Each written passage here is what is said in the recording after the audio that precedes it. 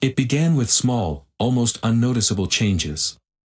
Emily was as warm and gentle as ever, but there was a flicker of distance in her eyes.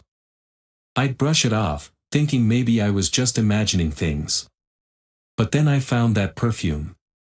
It was bold, expensive, one of those luxury brands I'd never seen her wear before. "Is that a new perfume?" I asked one evening, trying to keep my tone light as she set her bag down and shrugged off her coat. She looked at me, and for a split second, there was something unreadable in her eyes.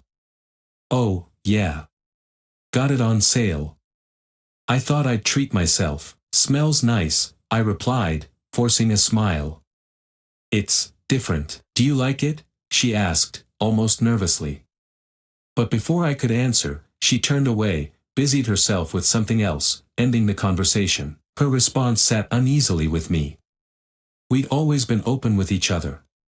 If she was treating herself, why not tell me? But I didn't want to be that guy, the paranoid, prying husband. So, I let it slide, but the perfume was just the start. Over the next few weeks, there were other things. I noticed a delicate silver bracelet on her wrist, a pair of earrings that looked a little too pricey for her usual taste. And yet, whenever I'd compliment her on them, she'd brush it off. "Those are new, aren't they?"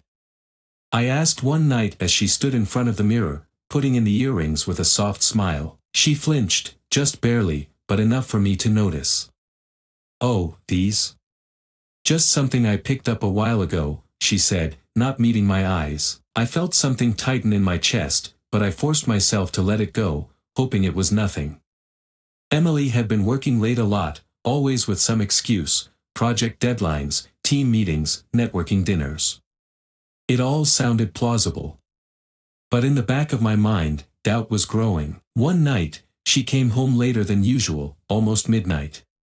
Her cheeks were flushed, her hair slightly disheveled.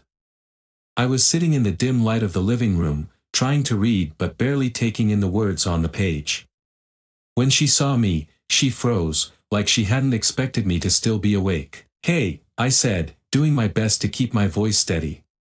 "Didn't expect you back so late." "Sorry, it just ran longer than I thought," she replied, avoiding my gaze as she slipped off her heels and headed straight for the kitchen. As she passed by, I noticed a faint mark on her neck, barely visible under her scarf. A chill shot through me as I realized what it looked like: a small, reddish mark, the kind you couldn't ignore once you'd noticed. I stood up, barely aware of my own movements. "Emily, what's that on your neck?" She touched the spot instinctively, then quickly pulled her hand away. "Oh, that? I must have scratched myself or something," she said, laughing it off, but the laugh was hollow, forced. "Come on, Emily," I pressed. "I know what a scratch looks like." Her expression hardened, her eyes flashing defensively. "Are you seriously accusing me of something?" "Jake, I work all day, I'm tired, and now I have to come home to this." "Then just tell me the truth," I said, my voice low but unsteady. "You've been distant, wearing things I didn't buy, coming home late."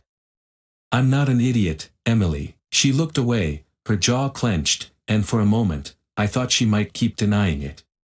But then she sighed, her shoulders slumping as if the weight of her own secrets was finally too much. "Fine," she whispered, almost too quietly to hear. "Yes. There's someone else." Her words sliced through me like a blade. I'd half expected it, but hearing her say it out loud was something else entirely. My hands shook as I tried to process what she was admitting. "How long?" I managed, my voice barely above a whisper. "A few months," she said, her gaze fixed on the floor. I never meant for it to happen. Never meant for it to happen." I repeated, bitter anger bubbling to the surface. "You didn't mean for it to happen, but you kept doing it." "Jake, I'm sorry," she pleaded, finally looking at me with tear-filled eyes. "I didn't know how to tell you. I never wanted to hurt you." "But you did," I said, feeling every word like a weight pressing down on my chest. "And you hid it, lied to me, over and over." I thought I could fix it, that it would just fade on its own, and I could forget. Her voice cracked, but I had no sympathy left to give. "So that's it, then?" I asked, my voice thick with anger and betrayal. You just thought you'd keep lying to me, hoping it would somehow go away. She was silent, her face drawn with guilt and shame, but her silence spoke louder than any words. The days after Emily's confession felt like a waking nightmare. I wandered through our home, surrounded by memories that were now tainted with betrayal. Every time I closed my eyes, I saw her with him, her laughter, her smile, things that used to be mine. That sense of betrayal twisted into a cold anger that coiled in my gut, growing sharper with every passing day. Leaving her seemed like the logical choice, but that felt too easy. I wanted her to feel what I was feeling.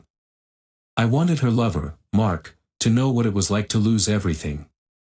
As I sat alone, nursing a drink in the dark, I made up my mind. I wasn't going to simply walk away. I was going to make them pay. I found out everything I could about Mark. Late one night, I sat at the kitchen table with Emily's phone records spread in front of me, combing through numbers until one caught my attention. She'd been texting and calling him constantly. A quick search revealed his name and place of work, and before long, I had his home address. The plan unfolded in my mind like a sinister revelation. A couple of days later, I decided to track him down in person. I needed to see him with my own eyes, to understand who this man was, the one who had stolen my wife from me. I found him at a local cafe, sitting comfortably at a table near the window, his confidence obvious even in the relaxed way he held himself. After he left, I followed him, careful to keep my distance. I watched as he unlocked the door to his house, unaware of my presence. For now, I would remain a shadow. But soon, he'd know exactly who I was. The next night, I decided it was time to confront Emily again. I needed to make sure she wouldn't interfere with my plans. She was in the living room, absently flipping through a magazine, her expression drawn and tired. She looked up as I entered, and there was a flash of guilt in her eyes. "Jake," she began, her voice soft, pleading, as if we could still patch things up. "We need to talk about this, maybe try to find a way to move forward." I shook my head, my voice cold. "There's nothing to move forward to, Emily. You made your choice." Her eyes fell, but I continued. "I know who he is," I said, watching her closely. Her face paled, and her hands trembled as she set the magazine down. What are you talking about?" she stammered, feigning ignorance, but I could see through it. "Mark," I said, my voice like steel. "I know his name, his address. I know exactly who he is." She looked horrified. "Jake, please, don't do anything reckless." "Reckless?" I laughed bitterly. "Was it reckless when you decided to start seeing him? Or were you just hoping I'd never find out?" She tried to reach for my hand, but I pulled away, the anger flaring up again. "I want him to feel what I'm feeling, Emily. I want him to lose everything, just like I have." "Jake, that's not going to fix anything," she whispered, a tear slipping down her cheek. "Revenge isn't going to make this better." "Maybe not," I replied, my gaze hardening. "But it'll make me feel a whole lot less like a fool." She stayed silent, defeated, and I knew she wouldn't interfere. I didn't need her permission or her understanding. This was something I needed to do, for me. The following night, I took a deep breath and knocked on Mark's door. When he opened it, his smug expression melted into one of confusion as he took in my face. "Can I help you?" he asked, his tone wary. I smiled, though it didn't reach my eyes. "Oh, I think you know exactly who I am." He blinked, looking taken aback. I have no idea what you're talking about." "Cut the crap, Mark," I said, my voice low, threatening. "You've been sleeping with my wife." His face went pale, and he glanced around nervously. "Look, I don't want any trouble." "Oh, you don't want trouble?" I took a step forward, making him back up slightly. "You already caused trouble the moment you decided to go behind my back.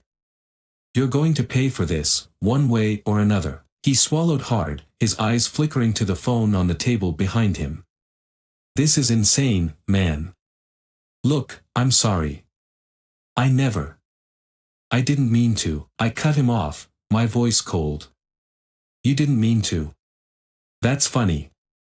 Because from where I'm standing, it looks like you knew exactly what you were doing. He was silent, his jaw clenching, but I could see the fear in his eyes. That's when I knew my plan would work. You know, Mark, I said, leaning in closer, it'd be a shame if the police were to get involved. I mean, what would they think if they found out you'd been sneaking around, breaking into people's homes, maybe? He shook his head, his voice shaking. I've done nothing like that. You can't just. Oh, but I can, I replied, a smirk tugging at the corner of my mouth. All it takes is one phone call, one little piece of evidence planted in the wrong place, and your life is over. His face went ashen as he realized the gravity of my words. He tried to stammer out a response, but I cut him off again. You've got a choice, Mark. Either you stay away from her, or you're going to have a much bigger problem on your hands. Mark looked at me, utterly terrified. He swallowed, his voice barely above a whisper. Fine. I'll stay away. Good, I said, stepping back. Then maybe we won't have to see each other again. I turned and left, the cold night air filling my lungs as I stepped away from his house. I felt a dark satisfaction, knowing he was too shaken to do anything. The trap was set, and all it would take was one call to put the final piece in motion. That night, I made an anonymous call to the police, telling them about a suspicious man breaking into a house. By the time they arrived, Mark would be panicked, alone, and in exactly the wrong place at the wrong time. The night of the operation was dark and cool, a perfect backdrop for the storm I was about to unleash. I parked a couple of blocks away from Mark's house, my heart pounding with a mix of adrenaline and anticipation. I had spent days planning this moment, carefully crafting the narrative that would trap him. Now, it was time to see it all come to fruition. As I approached his home, I glanced around, making sure the street was quiet. A light flickered in the living room, casting shadows that danced along the walls. I could see Mark's silhouette moving around, oblivious to the trap that was about to close in on him. A shiver of satisfaction ran through me. I stepped back into the shadows, leaning against a tree as I dialed the burner phone I had picked up for this very purpose. The line rang, and I felt a surge of power as the operator picked up. 911, what's your emergency? The voice on the other end asked. I just saw a man breaking into a house on Oak Street. He looked suspicious, tall, dark hair, wearing a leather jacket. I think he's trying to steal something, I said, keeping my voice calm and steady. Can you provide the address? The operator asked. Yeah, it's 1425 Oak. Hurry, he might get away. I urged, ending the call before they could ask anything else. With that, I made my way closer to Mark's house, positioning myself just out of sight of his front door. My heart raced as I imagined the panic that would soon unfold inside. A few moments later, I saw headlights approach, the red and blue flashing lights casting an eerie glow over the street. I watched as the police cars pulled up, their sirens piercing the stillness of the night. Mark's face was a mixture of confusion and dread as he opened the door, and my gut twisted in anticipation. I took a deep breath, knowing that everything was about to change for him. As the officers approached, I could hear snippets of their conversation. Sir, we received a call about a break-in at this address. We need to ask you a few questions, one officer said, his tone firm but not unfriendly. Mark stood there, clearly rattled. Break-in? I don't understand. I live here. He glanced back nervously as if expecting someone to jump out at him. The officer frowned. Can you tell us what you were doing when the call came in? Mark stammered, trying to collect himself. I was just watching TV. I swear, I haven't done anything wrong. I leaned against the tree, a satisfied grin creeping across my face. This was almost too easy. Why don't you step outside and talk to us? Another officer suggested, motioning for Mark to exit the house.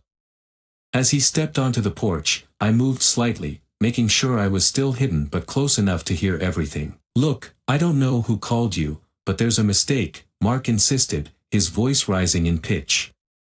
I'm not doing anything illegal. The first officer glanced around, and I could see them assessing the situation. We just need to confirm your identity and make sure everything's okay inside. Mark's eyes darted around, and I could see the panic setting in. He was losing his composure fast. This is ridiculous.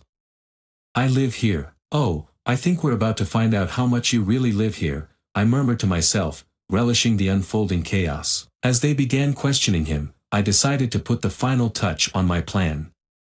I pulled out my phone and made another quick call, dialing in a fake report. Yeah, I'm calling about a suspicious person lurking around Oak Street. He looked like he was about to break into a house. You might want to check it out. I provided a vague description that matched no one in particular, just to stir the pot further. I could hear the police starting to get impatient with Mark. You don't seem to have any identification on you, sir. Is there anyone you can call? One officer asked, crossing his arms. Mark looked like he was about to break. I'm telling you, I don't need to call anyone. You're making a mistake, he shouted, the edge of panic creeping into his voice. The officers exchanged glances, and I could see the gears turning in their minds. Mark's protests were falling on deaf ears, and I knew the pressure was building on him. Step back, please, the second officer ordered. We need to check inside the house to make sure everything is secure. Mark's face went white as they moved toward the door. Wait. You can't just go in there without a warrant, he pleaded. I held my breath as they opened the door. The officers stepped inside, and I could hear their voices echoing from within. Clear, one said. Looks like no one else is here. Sir, you are not under arrest at this moment, but we do need to ask you some more questions, the first officer said, his tone calm but firm. Mark's voice cracked. I didn't do anything. This is a huge misunderstanding. I smiled to myself, the satisfaction coursing through my veins. I had orchestrated this moment perfectly. Mark was now the suspect, and soon, he would be fully aware of the precarious situation he was in. As the officers continued their questioning, I took a step back, careful not to be seen. I could still hear Mark's desperate attempts to explain himself, his voice growing more frantic with each passing moment. The thrill of revenge was intoxicating. After what felt like an eternity, I decided it was time to leave. I took one last glance at Mark, who was now standing outside, his hands shoved deep into his pockets, the police hovering around him, clearly unimpressed with his story. I couldn't help but relish the sight. This was the man who had taken everything from me, and now he was at the mercy of the very system he thought would protect him. As I walked away, the weight of the night settled over me. I had executed my plan flawlessly, but the emptiness I felt lingered. I had tasted victory, yet a strange hollowness crept into my heart, as if I had lost more than I had gained. But there was no turning back now, the wheels were in motion, and I had no intention of stopping. The aftermath of that night hit me like a freight train. I had meticulously plotted out my revenge against Mark, and in the immediate hours following the police encounter, I felt a perverse sense of satisfaction. Yet, as the adrenaline faded, I was left with an unsettling void. I sat in the dim light of my living room, nursing a glass of whiskey, the weight of my actions slowly settling over me like a shroud. I replayed the night in my head, Mark's panicked face, the way he stammered and pleaded with the police, the way it felt to wield power over him. It had been exhilarating, but now, I felt like a ghost wandering through my own life. The next morning, I woke to the harsh light of the sun streaming through the blinds, a stark contrast to the dark thoughts swirling in my mind. I glanced at my phone and saw several missed calls from Emily. My stomach twisted. I didn't want to face her, but I knew I couldn't avoid it forever. I took a deep breath and called her back. Her voice crackled through the line, a mix of relief and anxiety. Jake. Where have you been? I've been worried sick. I heard about the police at Mark's place last night. What happened? I clenched my jaw, anger flaring again. You already know what happened, Emily. I made sure he understood the consequences of his actions. She sighed heavily, the sound laced with frustration. Jake, you can't just go around doing things like that. You don't know what kind of trouble you could get into. This is serious. Serious? You think I'm the one who made this serious? I shot back, my voice rising. You're the one who decided to cheat on me. You set this whole thing in motion, and now I'm just finishing it. There was a long pause on the other end of the line. I get that you're hurt. I do. But revenge isn't going to make any of this better. I ran my fingers through my hair, feeling the weight of my own decisions pressing down on me. I thought it would help. I thought it would give me closure. Closure, she scoffed. Jake, this is going to haunt you. You've crossed a line. I bit back my frustration, knowing she was right in a way. But admitting it felt like admitting defeat. What do you want me to say? That I'm sorry for what I did? I'm not. Maybe you should be, she replied softly, a hint of sadness creeping into her voice. You're not just hurting him, you're hurting yourself.